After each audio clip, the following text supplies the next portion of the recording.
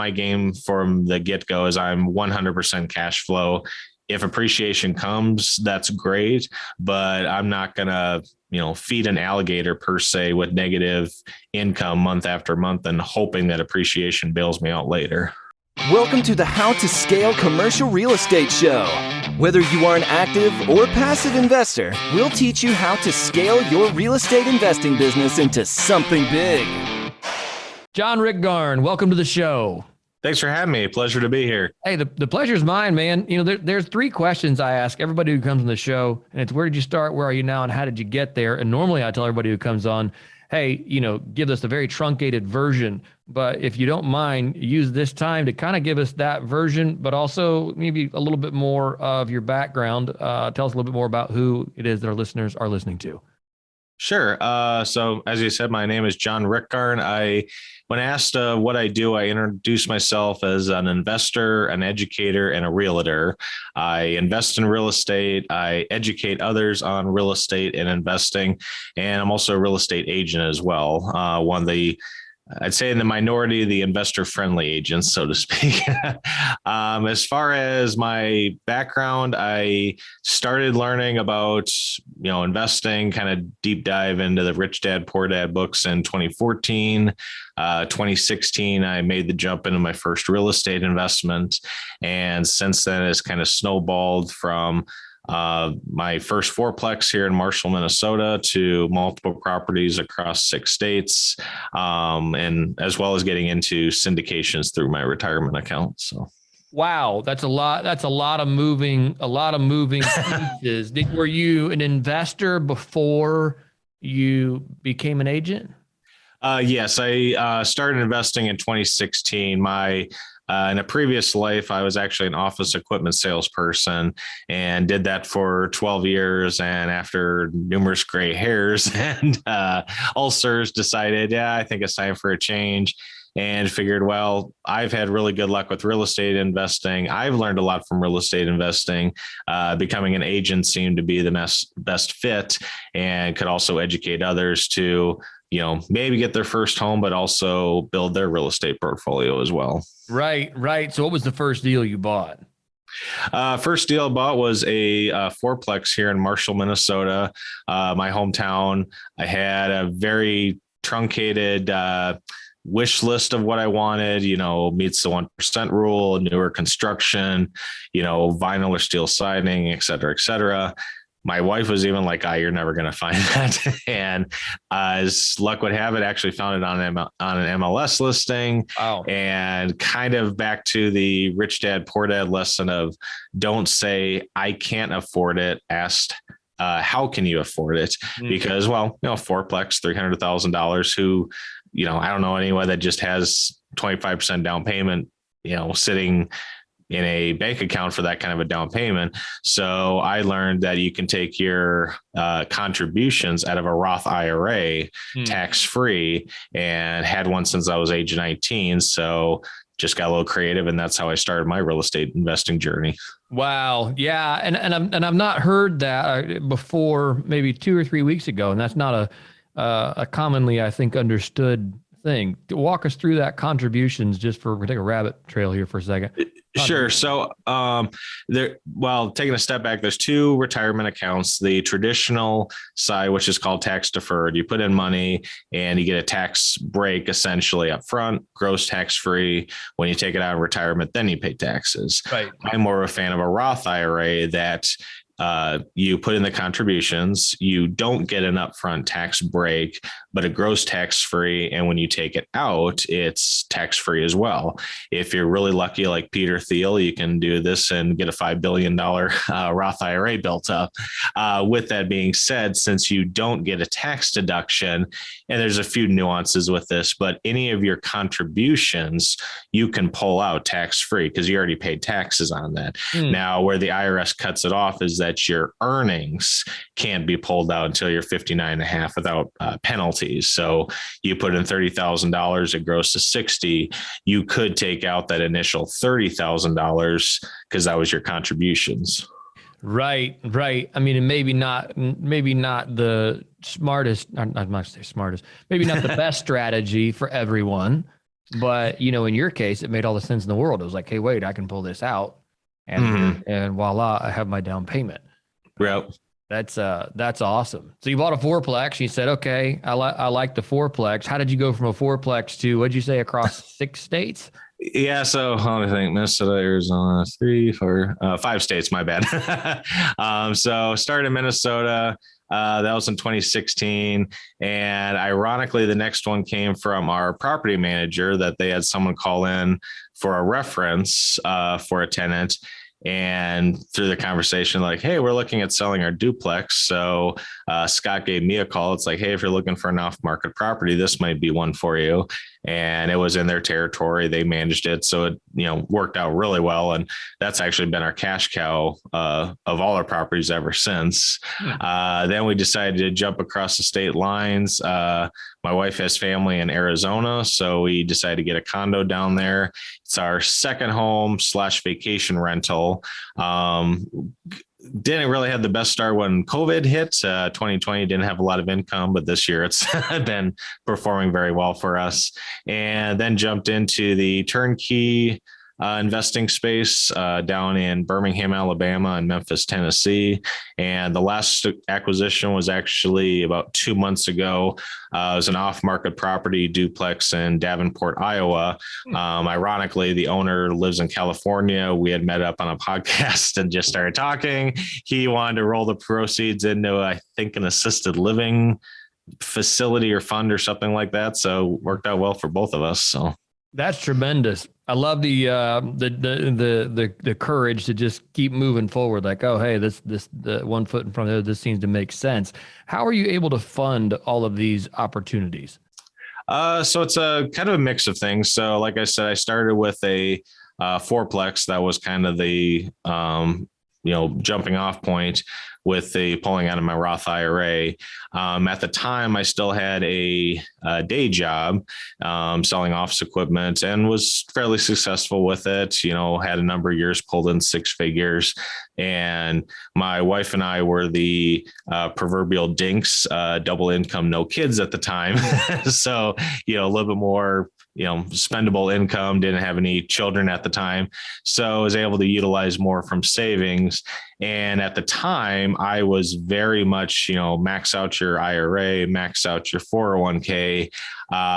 In 2016, I really took a step back from that and pulled back my contributions just to get the match at my workplace. So that allowed for, thousands and thousands of dollars over a course of 4 years that, okay, instead of putting in retirement, let's put these into down payments for properties. So interesting. Yeah. I love that. So you're able to put down payments for the properties. Were you still a W-2 employee when you were buying all of these, or had you then since transitioned out of that?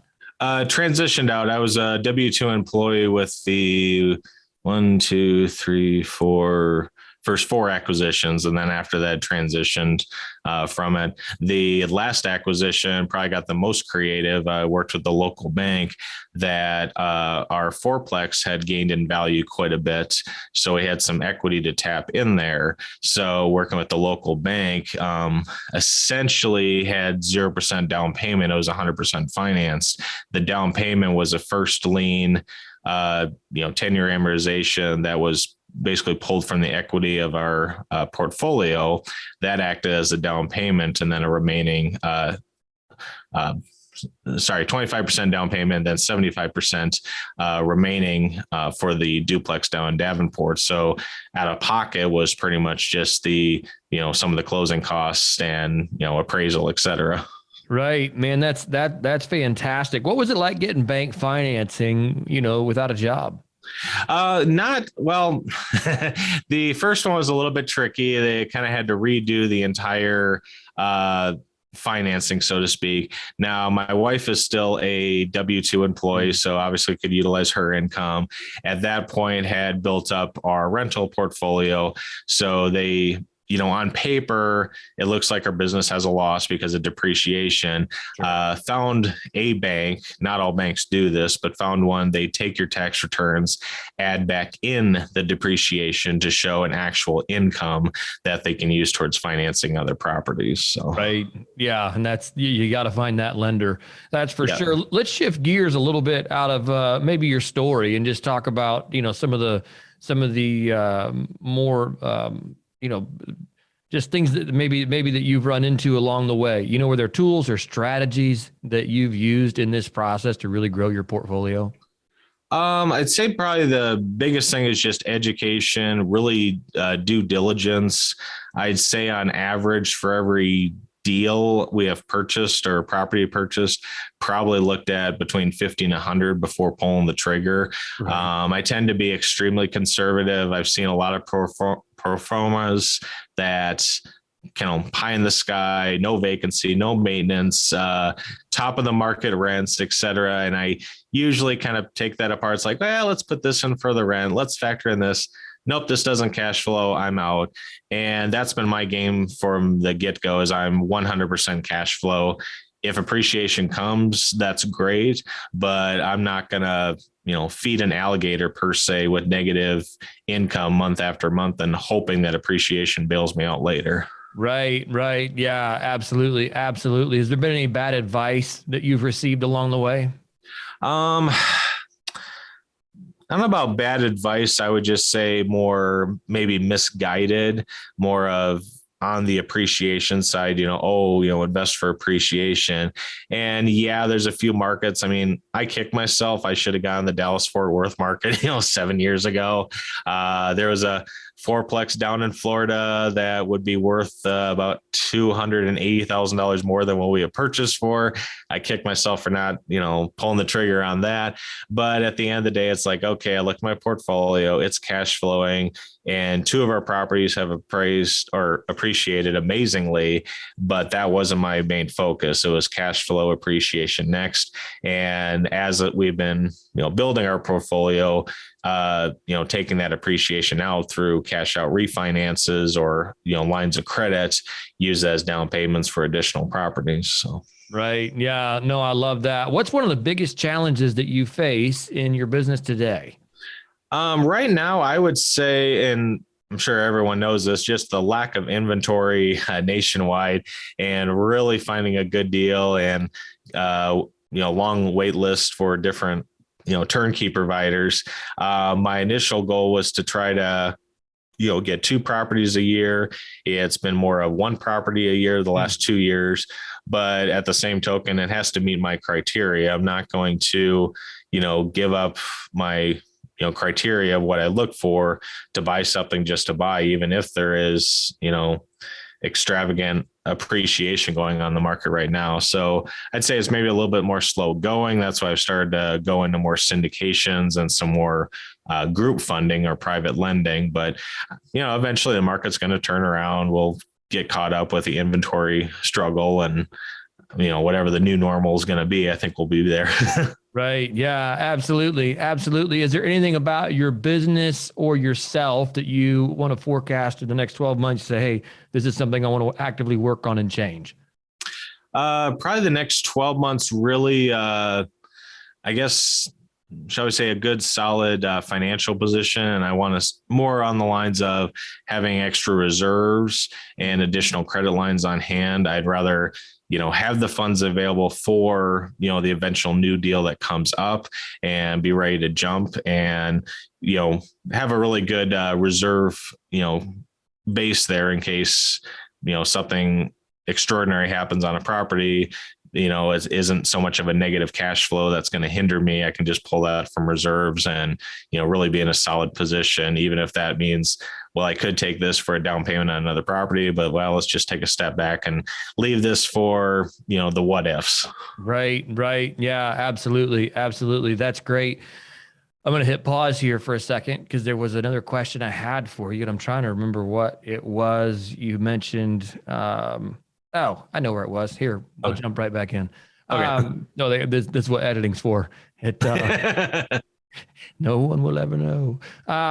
So here we're going to jump right back in. So John, tell us about your journey to becoming an LP. I know you said that's why you've gone more into group syndications and things like that. What does that mean to you, and how have you found success in being a passive investor? Sure. So, with the limited partner and the syndications, that is primarily through my self-directed retirement accounts. Like I mentioned before, I took out my contributions and still had a sizable nest egg, and I kind of looked at it as, okay, if I took out all my contributions, essentially I have an infinite return sitting here, so let's see how I can grow that. And as I researched more into private lending, limited partners, 506B syndications, realized then I could get into more deals and just get more passive cash flow, possibly some equity growth that would just continue to grow my retirement account with minimal, hands-on or need to get involved, and also possibly higher growth than the volatile stock market. Right. Yeah, absolutely. All compelling reasons. That's absolutely for sure. John, let's jump here into the final 4 questions. What is one resource or a tool you find you can't live without? Well, shameless plug. I'm going to throw out my podcast here, Wealth and Freedom Nexus, where I share my journey and shortcut for a lot of others of what's worked out best for my journey. Beyond that, I think many listeners probably have heard of the book, Rich Dad, Poor Dad. I still read that usually every single year, get a nugget out of that once or twice, and really just have that as the mindset of buy assets that produce cash flow that can pay your bills and fund your lifestyle. Love that. If you could help our listeners avoid one mistake in real estate, what would it be, and how would you avoid it? The one mistake I will mention, and I got hit with this, and I've only seen this mentioned in one PDF in my entire research. But if you're purchasing a property and you look at the property taxes, double check to see if there's a homestead exclusion, because once the house goes from homeowner occupied to non-owner occupied, many places you will lose that exemption and your property taxes could jump, even though your value of the property may not go up a dime. And I can speak, I got hit with that, and that's probably made my biggest mistake, never thought of looking into. So that's my little nugget to share. Running your numbers, look at the tax numbers very closely. If there's a homestead exclusion, that's going to go away once you purchase that as a rental. Absolutely. Great piece of advice. When it comes to investing in the world, what is one thing you're doing right now to make the world a better place? Just sharing my journey, sharing my, what I've learned. I believe, education should be abundant, especially financial education. And I think all of us can, work to, get to a better place. My tagline on my website is financial freedom, one bill at a time. So if anyone out there is like, well, gee, $10,000 a month or whatever the number may be seems a little bit, too daunting, work it backwards. What's a monthly recurring bill? I throw out, everyone seems to have a Netflix subscription, $15 a month. Okay, what asset can you bring to the table that produces $15, $20 a month in passive income? Have that bill paid for and then keep moving up. Love it. I love it. That's very simple and very practical. John, if our listeners want to get in touch with you, what is the best way to do that or learn more about you?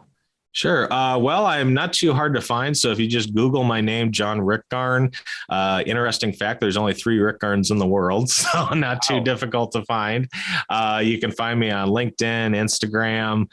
You can go to my website, even a shortcut. You can just go to rickgarn.com and that will redirect you right to my website.